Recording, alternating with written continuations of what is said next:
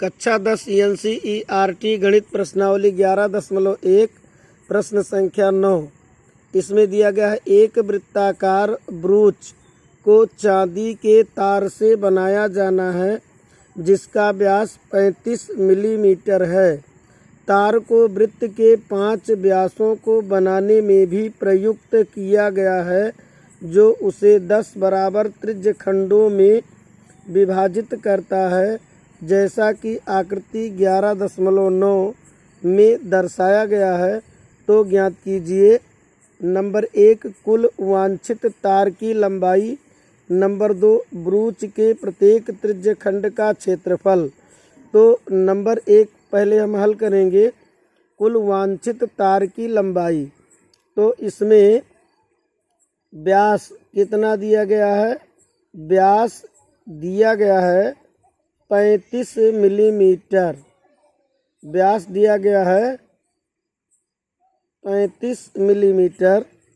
तो इसमें 35 मिलीमीटर 5 व्यास बनाया गया है, 1 2 3 4 5। तो ये 35 ये व्यास का 5 बार ये लगाएंगे तार, और उसके बाद वांछित तार की लंबाई में 35 5 बार, और ये किनारे किनारे की परिधि यानी कि परिधि का मान 2 पाई r होगा। तो कुल वांछित तार की लंबाई बराबर कुल वांछित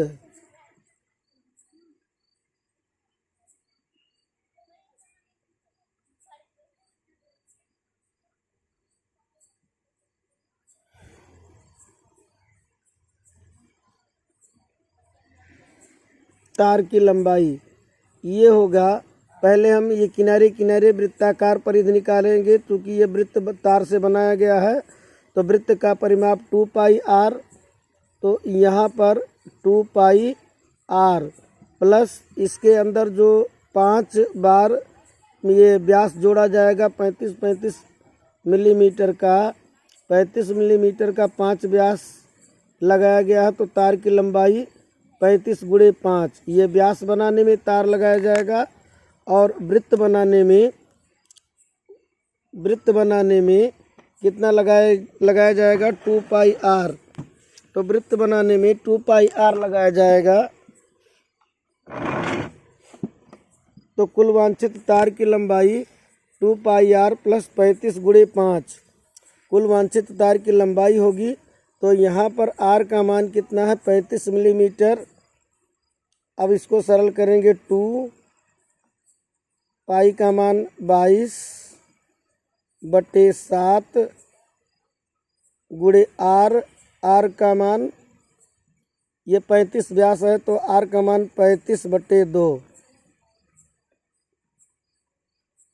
प्लस ये 35 गुणे 5 कितना हो जाएगा? 25 5 3 15 2 17।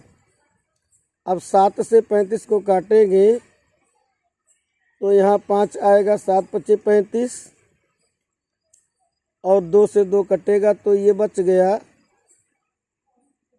22 गुणे 5 प्लस 175। अब गुणा करेंगे 22 पंचे 110, 5 दूनी 10, 5 दूनी 10 11, और 175 जोड़ेंगे तो ये कितना आ जाएगा?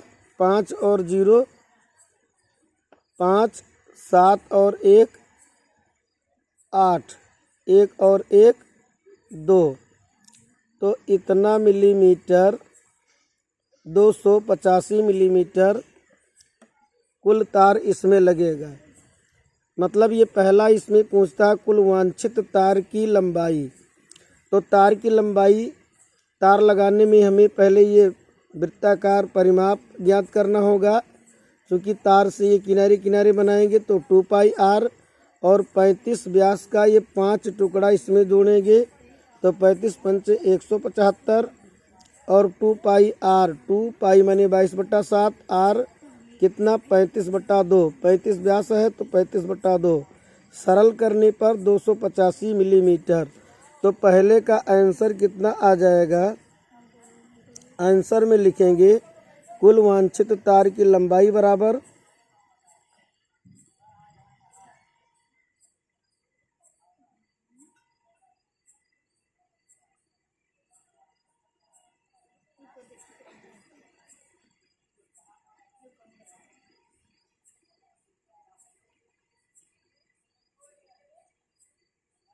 कितना आया 285 मिलीमीटर।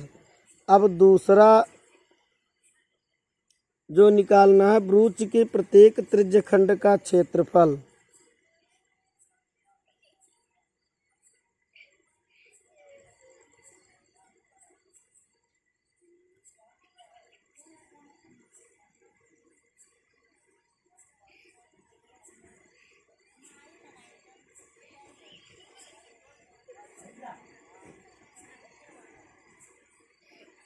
ब्रूच के प्रत्येक त्रिज्यखंड का क्षेत्रफल, प्रत्येक